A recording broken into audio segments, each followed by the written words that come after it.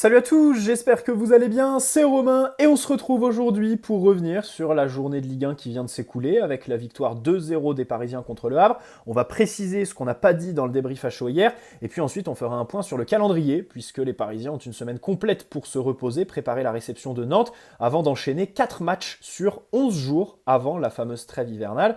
Donc, comme tout va s'enchaîner très rapidement, on va prendre en compte plein d'éléments et parler aussi de Dortmund, qui eux ont un calendrier assez différent du PSG. Alors installez-vous, c'est parti. Avant que la vidéo commence, petit placement de produit pour le site ZoFoot qui vous propose des répliques non officielles mais d'excellente qualité de tous vos maillots préférés, beaucoup d'équipes représentées, sélection nationale aussi, avec des badges, écussons et flocages d'excellente qualité comme les coutures.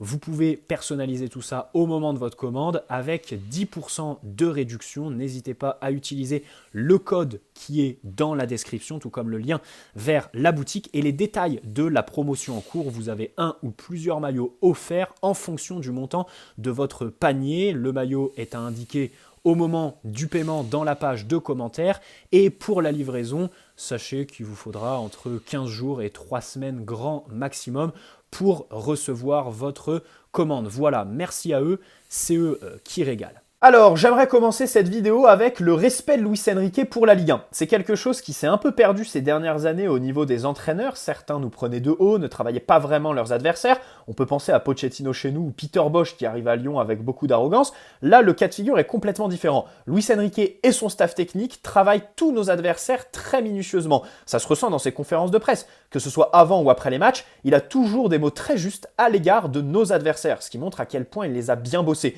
Il y a aussi des ajustements tactiques qui sont faits en fonction de la disposition qu'il attend de l'adversaire.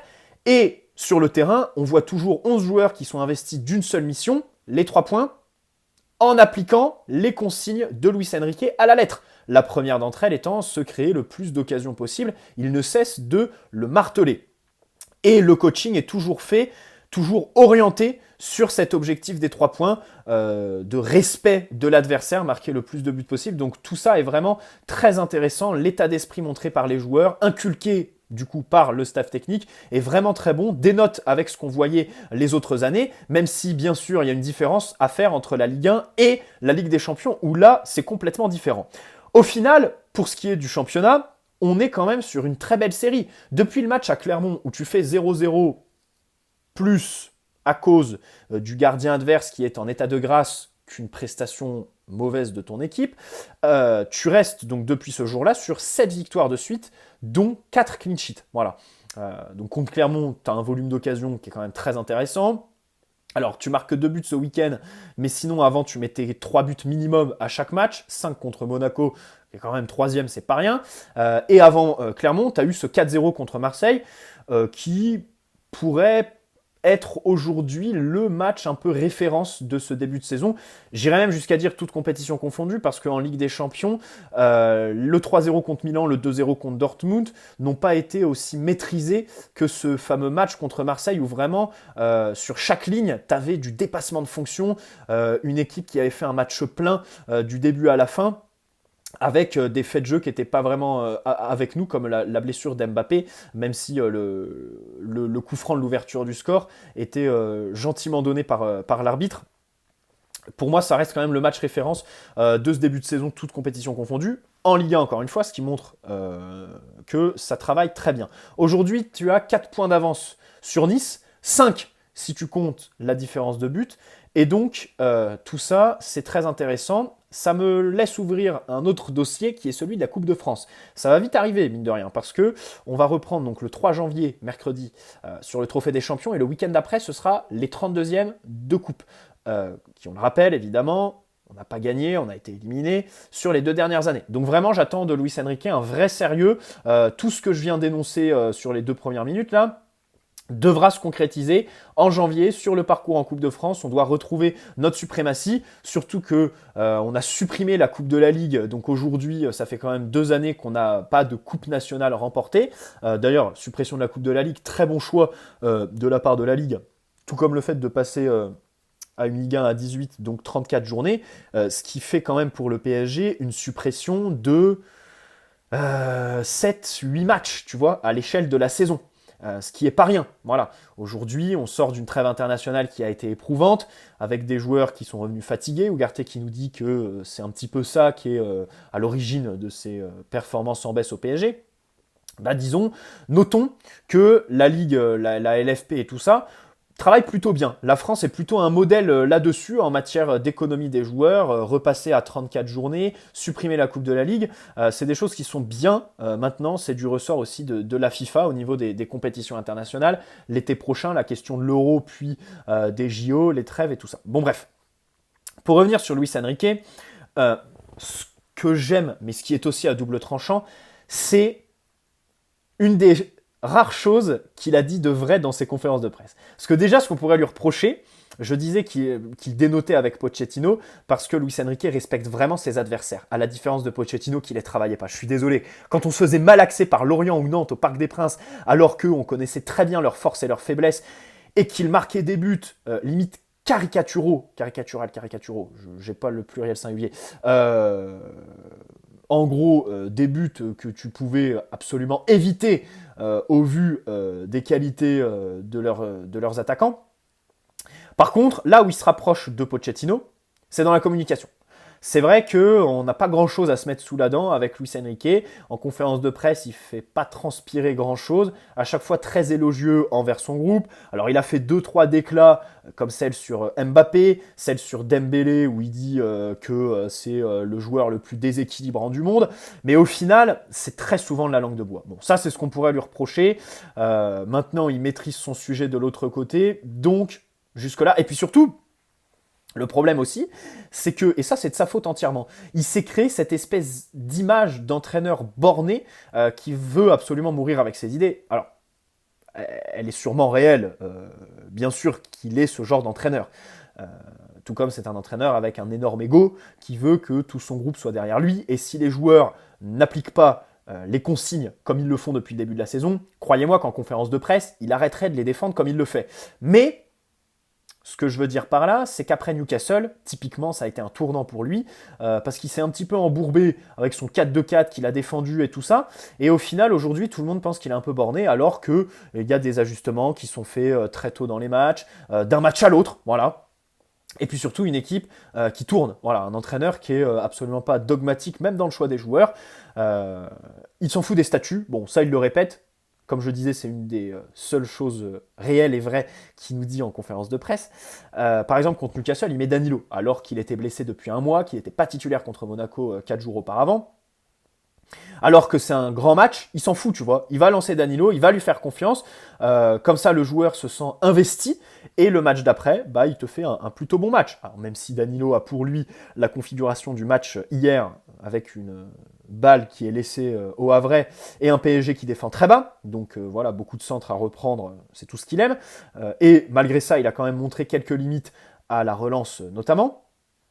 Mais voilà, c'est l'exemple parfait cette semaine par Danilo Pereira du groupe de Luis Enrique où tout le monde est un petit peu investi, où il n'y a pas de titulaire indiscutable. L'exemple inverse, ce serait Gonzalo Ramos, tu vois, qui fait un bon match, enfin son plus complet au PSG contre Monaco. Derrière, rentre un quart d'heure contre Newcastle. Alors l'entrée est lamentable, je suis d'accord. Mais hier contre Le Havre n'est même pas titulaire, tu vois. En Ligue 1, n'est même pas titulaire. Alors que pour la Ligue des Champions, par exemple, Luis Enrique fait une vraie différence avec la Ligue 1. C'est-à-dire qu'en Ligue des Champions, Colomani est toujours titulaire et pas Gonzalo Ramos. Alors qu'en Ligue 1, il n'y a pas de vrai titulaire qui se dégage, il n'y a pas de vraie dynamique. Chose que tu aurais pu entamer après la bonne prestation de Gonzalo contre Monaco. Bref. Donc, cette histoire de statut, investir les joueurs, c'est plutôt bon parce que quand tu as des blessés, bah, les mecs, ils arrivent et ils sont quand même assez fiables. On peut penser à Fabian Ruiz, son match contre Newcastle, c'était quand même pas gagné, les gars. C'est pas le pire. Et je pense qu'au mois d'août, personne n'aurait cru ça. N'aurait cru qu'au mois de novembre, Fabian Ruiz aurait affiché ce niveau. Alors, je dis pas qu'il a été le meilleur parisien, mais au moins, ça donne une certaine fiabilité, tu vois. Donc là, il y a Danilo qui monte un petit peu, enfin, qui monte en puissance, c'est peut-être un grand mot. Mukiele aussi qui est quand même à noter. Donc voilà, tout ça est assez intéressant. Alors, Il défend Donnarumma, il dit que le carton rouge c'est de la faute, c'est de sa faute en fait, c'est de la faute de Luis Enrique et de sa consigne qui est de maintenir l'alignement et pour le gardien de faire ce que Donnarumma a fait. Il dit Donnarumma a simplement appliqué ma consigne, donc le carton rouge il est pour moi et c'est aussi une erreur d'alignement défensif. Bon ça, je pense que voilà, ça a été très clair. Euh, bon, tu le vois sur l'image, et puis ensuite, l'ajustement qu'il fait entre Mukiele et Danilo à la mi-temps montre que vraiment, il n'a pas dû apprécier la première mi-temps de la ligne défensive. Encore une fois, cette déclaration, il est dans une posture, Luis Enrique, parce qu'il sait très bien que Donnarumma, si contre Dortmund ça part en cacahuète, il y a fort à parier que ce sera le bouc émissaire dans les médias. Donc, il commence à le protéger. Voilà. Mais ça, il le fait encore une fois parce que l'équipe et Donnarumma appliquent ses consignes à la lettre. Alors après, si la consigne, c'est de mettre le pied au niveau de la tête de l'adversaire, là, on ne peut rien faire pour Luis Enrique. Bien sûr que c'est de la langue de bois et que Donnarumma est fautif, que ce n'est pas une question de Luis Enrique ou pas sur ce carton rouge. Voilà. Donc les joueurs sont vraiment derrière lui. Bon. Pour revenir un peu sur les performances des joueurs. Donnarumma, je noterais juste avant son rouge, une sortie dans sa surface par terre qui était aussi difficile, qui a été plutôt bien négociée. Voilà, pour essayer de nuancer un petit peu face au torrent qui va se prendre pendant toute la semaine. C'est sur la fameuse action où derrière, il y a une balle de but et Soler qui sauve sur la ligne. Bon, juste avant, je trouve qu'il fait plutôt une bonne sortie avec un bon timing. D'ailleurs, cette action démarre d'un corner qui ne doit jamais avoir lieu. Voilà, parce qu'il n'y a pas corner tout simplement. Ça, c'est le genre de petites erreurs sur des petits détails par les arbitres qu'on n'aime pas. Et vraiment, il faut y travailler. C'est comme la civière là, qui met 15 ans à arriver pour Fabian Ruiz qui est derrière les buts. Ça, c'est pareil. C'est des moments dans le match où tu te dis, bon, faites mieux quoi. Faites mieux, faites plus, tu vois. Pour revenir sur Arnaud Tenas, pour aller un peu plus dans le détail, je l'ai trouvé assez intéressant dans les airs, ce qui dénote avec sa taille, puisqu'il est relativement petit pour un gardien du football moderne. Bon, déjà, il est plus petit que Donnarumma, il fait, je crois, 1m85. Donc je le trouve assez efficace dans les airs. Surtout, il a beaucoup d'explosivité sur ses appuis. Ça, c'est très intéressant sur sa ligne. Et puis bon, avec ballon, ça, tout le monde l'a retenu. Il est assez précis. Et surtout très calme. En fait, moi je pense que la grande différence avec Donnarumma, elle est là. Et c'est ce qu'il faut noter, c'est que quand il reçoit le ballon, il fait son choix de suite. Il a la décision qui est prise et ensuite il a juste à enchaîner. Et c'est là où Donnarumma a un défaut. C'est pas dans l'exécution technique, c'est dans la prise de décision. Mais vraiment, parce que Donnarumma ne connecte pas son cerveau à ses pieds, ou du moins ne le fait pas assez rapidement, tergiverse beaucoup trop, et ensuite il empathie sur l'exécution technique avec l'adversaire qui peut se rapprocher de lui. Voilà. Je trouve vraiment que chez l'Italien, c'est ça le problème, plus que l'exécution technique. Tenas, là où je l'ai aimé, c'est vraiment dans cette sûreté, cette confiance qu'il a affichée avec ballon. Après, moi je pense que voilà, allongé comme il l'a fait en première mi-temps, je pense pas qu'il le refera le week-end prochain s'il est titulaire, parce que Luis Enrique cette semaine va lui dire d'arrêter, tout simplement. Notons aussi que Tenas, alors j'ai vu quelques débats, est-ce que Donnarumma doit sortir du 11, est-ce qu'il faut recruter un gardien? Sur les réseaux, il y a des supporters qui nous disent il faut remettre Navas, il faut remettre Tenas. Bon, Navas, déjà, mettez-le sur une balance pour voir, vu le troisième menton qu'il s'est offert cet été, ses joues qu'il s'est offert depuis un an, sont prêts à Nottingham. Vous demanderez aux supporters de Nottingham s'ils voulaient le garder en juin. Et puis sa blessure au dos, blessure qu'on pourrait qualifier peut-être de diplomatique, puisqu'il n'était pas dans le point médical du club avant le match contre le Havre, et il était ni sur la feuille de match. Alors où est-ce qu'il était? Je sais pas. Où est Charlie? Où est Keylor? Ça, je ne sais pas. Et pour ce qui est d'Arnaud Tenas, je pense qu'on va se calmer. C'était son premier match en première division face à un Donnarumma qui est quand même international. Trophée Yashin en 2021 après son Euro. Voilà. Moi, ce que je préfère souligner, c'est pas ouvrir ce genre de débat que je trouve un peu bébête. À la limite, le débat serait d'un départ de Donnarumma et du recrutement d'un gardien classe mondiale sur le marché des transferts. Mais là, à l'intérieur même de notre effectif, pour moi, il n'y a pas débat. Voilà, Donnarumma sera numéro 1 et puis c'est fini. Et puis c'est un des meilleurs Parisiens depuis le début de la saison. En fait, c'est simple. Comme je l'ai dit hier, avant la trêve, c'est probablement le meilleur Parisien. Après la trêve de novembre, c'est le pire. Voilà, c'est dommage. Comme quoi le foot en 10 jours peut basculer, encore plus au poste de gardien. ça n'enlève en rien sa responsabilité sur nos 3 derniers matchs, hein, vraiment. Hein. Il est lamentable, Donnarumma. Et hier, il m'a vraiment saoulé parce qu'il est abruti complètement. Donc tenace pour moi la question, et ce qui me plaît le plus, c'est l'interview qu'il donne en français à la fin du match. C'est la communion avec les joueurs, le fait qu'il aille voir les supporters qui leur donnent son maillot, et ensuite tous les joueurs qui l'ont mis en story et tout ça, enfin à commencer par Mbappé, Hugo Ekitike, Hakimi et tout ça, ce qui montre son intégration express. Voilà, il est arrivé sur la pointe des pieds, il a appris le français, il s'est bien intégré, c'est un vrai joueur de vestiaire, c'est ce qu'on demande d'un gardien numéro 3. Très bien, vraiment. C'est ça que je préfère retenir du match d'hier. Bon, Hakimi, j'aimerais encore m'arrêter. J'aimerais encore m'arrêter sur ce qu'il apporte en matière de volume de course. Défensivement, il a été assez peu pris. En première mi-temps, il fait une grossière erreur sur un duel mal négocié. Mais sinon, il est pas menacé.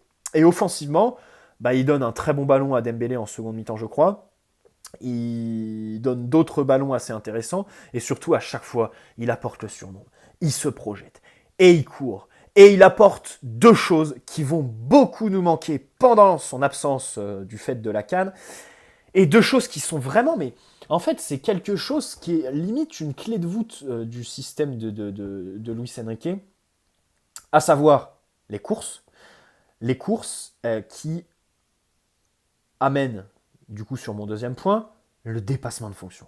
Dans cette équipe où ton gardien titulaire ne sait pas relancer, panique, où tes défenseurs centraux ne savent pas relancer, ne vont pas fixer, vont tout de suite passer le ballon, paniquer complètement, le donner sur les côtés, où ton latéral gauche se projette quand même très peu, j'adore Lucas, mais c'est quand même assez limité, où tes milieux de terrain peine à porter le ballon, peine à faire des changements de rythme, à distribuer des caviars sur les récupérations, à emmener les contres.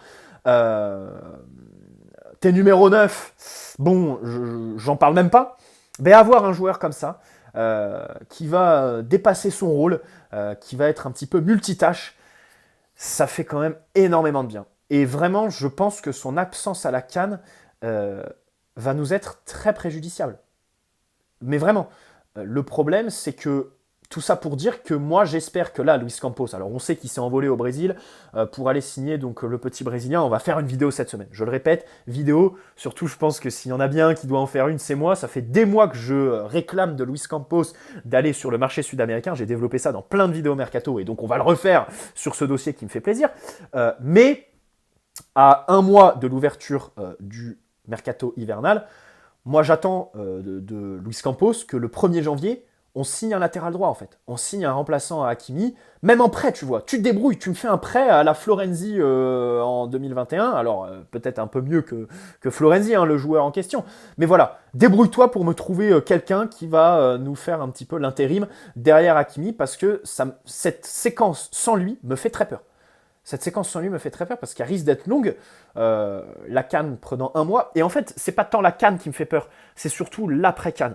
Dans le sens où il va falloir ménager Hakimi, ne pas le faire revenir trop vite dans le groupe. Voilà. Pour ensuite se retrouver avec un joueur bouilli. Voilà. On l'a vu avec Diallo et Gay, la CAN en plein mois de janvier. Plus globalement, les compétitions, on l'a vu avec la Coupe du Monde l'année dernière, les compétitions comme ça en plein milieu de la saison, à chaque fois, elles cassent complètement les joueurs et ils reviennent, ils sont mais au chou complètement. Enfin, l'année dernière, c'était une singerie ce qui s'est passé au mois de janvier au PSG. Donc, vraiment, j'ai très peur de cette séquence de la CAN. Mukiele, s'il y en a bien qui dépasse pas ses fonctions, c'est lui. Et hier, j'ai trouvé qu'il est tombé pour la première fois depuis son retour dans le 11, dans le défaut de la plupart de nos joueurs aujourd'hui. C'est-à-dire que quand ça va pas très bien, ils vont forcer sur leur qualité en fait. Voilà. Ils vont forcer sur leur qualité première, essayer de jouer dessus, et au final ça va être un petit peu caricatural. Alors Mukiele, lui, c'est à chaque fois essayer d'imposer son physique au duel. Voilà, il l'a fait sur chacun de ses duels hier, et au final, sans avoir été si influent que ça, si impérial que ça aussi. Donc voilà, j'attends plus de calme, plus de sérénité de sa part. Très peu de dépassement de fonction, si on doit revenir sur le cas Hakimi. Skriniar, son entrée est franchement pas bonne. Hein, voilà. Bon, après il était malade, donc peut-être que elle prouve aussi le fait qu'il était incapable d'être titulaire. et donc on lui en tiendra par rigueur. Bon, Solaire, j'aimerais noter son sauvetage sur la ligne, là, sur l'action dont je faisais référence plus tôt. Euh, mais le recrutement d'un latéral gauche, là, je pense qu'il est obligatoire pour cet hiver. Hein, voilà. Ougarté. Ougarté, alors hier j'ai été très dur avec lui parce qu'avec ballon, enfin, c'est quand même très très compliqué et je maintiens cet état de fait pour moi parce que c'est même pas un avis, c'est un état de fait. Ougarté, quand tu lui passes le ballon, il va te le redonner, il va te faire une passe latérale au grand maximum. Quand lui récupère le ballon assez haut sur un jaillissement qui est très intéressant, bah, le problème c'est que le contre qu'il engage, il va le louper de lui-même en tergiversant ou en ayant la mauvaise exécution technique. Et ça, c'est quand même assez préjudiciable, voilà, d'avoir un joueur qui a aussi peu d'empreintes sur son équipe. Ensuite, quelque chose de plutôt bien, dans un PSG qui a défendu bas, je l'ai trouvé bon, donc en numéro 6, dans un rôle plus positionnel aux abords de sa surface. C'est quelque chose qui n'allait pas de soi ces dernières semaines. Il n'était pas très bon, bah, par exemple contre Newcastle, sur le but qu'il met, il est un peu au chou. On le sait, sortir de l'alignement, jouer en bloc bas et tout ça, bon, c'est pas quelque chose qui l'affectionne plus que ça. Là, hier, il a été plutôt bon. Jamais dépassé, jamais un boulet pour son équipe parce qu'il est sorti trop tôt, parce qu'il est sorti trop tard, parce qu'il est sorti n'importe comment, il a fait le mauvais geste. Donc ça, c'est plutôt quelque chose à mettre à son actif. Voilà. Vitinha, je maintiens son bon match. Il a gêné par ses positions, par son activité en matière de course. Mais le problème, c'est qu'encore une fois, au duel, bon, c'est très compliqué. C'est très compliqué pour Vitinha d'exister. Et c'est pour ça que pour moi, titulaire au plus haut niveau, ça me paraît être quelque chose d'assez compliqué. Voilà. Lee Kangin, alors, Lee Kangin, deux choses. Déjà, quand il défend, il fait pas mal de fautes. Un peu bébête. Hein. Les excès d'engagement, faut qu'il y fasse attention. Et ensuite, il vit les matchs quand même par séquence. C'est-à-dire que il va être là pendant un quart d'heure. Ensuite, il va disparaître. Tu vas plus le voir. Voilà, c'est assez intermittent. Peut-être que le mot est fort, mais c'est assez intermittent quand même. Encore une fois, sa prestation hier contre le Havre. Et puis Mbappé, je terminerai. Un très bon match. Mbappé, un très bon match hier dans un rôle de numéro 9 complètement. Très isolé surtout, du fait de notre infériorité numérique, avoir un attaquant en moins, l'ailier gauche en l'occurrence Bradley Barcola qui a été sacrifié. Moi je l'ai trouvé plutôt bon, ses prises de balles, sa capacité à se retourner, un petit peu moins de déchets dans son jeu, et puis surtout une capacité à faire beaucoup avec pas grand chose qui m'a vraiment plu dans son match hier. Voilà, un vrai match de numéro 9 tout simplement, avec à la clé un but quand même, ce qui n'est pas rien, un but important aussi, surtout. Hein, voilà, c'est l'ouverture du score, on ne sait pas ce qui se serait passé s'il ne la met pas. Et puis il est déjà à 15 buts en Ligue 1, ce qui est tout bonnement exceptionnel. Comme je disais, on repasse à un championnat à 34 journées, mais même avec 4 matchs en moins, il va aller chercher sa trentaine de buts. Voilà. J'aime pas là l'histoire du logo. Ils ont fait un logo qui a été inauguré la semaine dernière. J'ai pas eu le temps d'en parler dans mes vidéos. Le logo qu'ils ont fait pour le meilleur buteur, donc qui porte chaque week-end. Bon, déjà Mbappé, je pense qu'il va le porter tous les week-ends jusqu'à la fin de la saison, puisqu'il a 2 fois plus de buts que le deuxième meilleur buteur. C'est dingue. Et ça montre aussi la faiblesse en fait de la Ligue 1. Collectivement, les équipes sont peu attrayantes.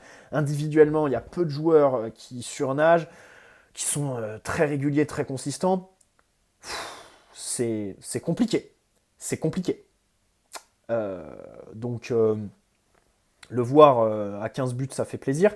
Et bien sûr, je pense qu'il va encore tout écraser. Bon, pour revenir juste sur le logo, enfin voilà, j'aimais pas cette idée de mettre encore une fois en avant le meilleur buteur. Enfin, pour moi, si tu fais un logo comme ça, tu dois le mettre pour les autres statistiques, tu vois, pour le meilleur passeur, pour le meilleur défenseur, pour le meilleur gardien et tout ça, tu vois. Le problème, c'est que voilà, la fétichisation du poste d'attaquant me gêne un petit peu dans ce football qui devient de plus en plus individuel et qui est en mouvance là complètement. Là, on est quand même à un boulevard du football où on va complètement changer de direction avec les nouvelles règles qui sont en train d'être testées. Alors ça, c'est un plus haut niveau, hein, la règle du hors-jeu de Arsène Wenger et tout ça. Donc on va voir comment ça va évoluer. Voilà.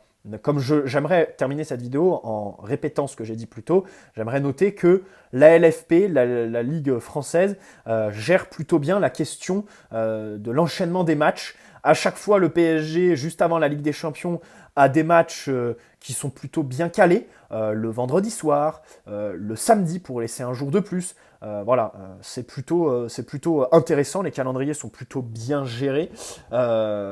Et puis, donc repasser à 34 journées, supprimer la Coupe de la Ligue, ça a été des choix très intéressants. Voilà, ciao les amis, prenez soin de vous, et puis on se retrouve très vite pour une nouvelle vidéo. Ciao.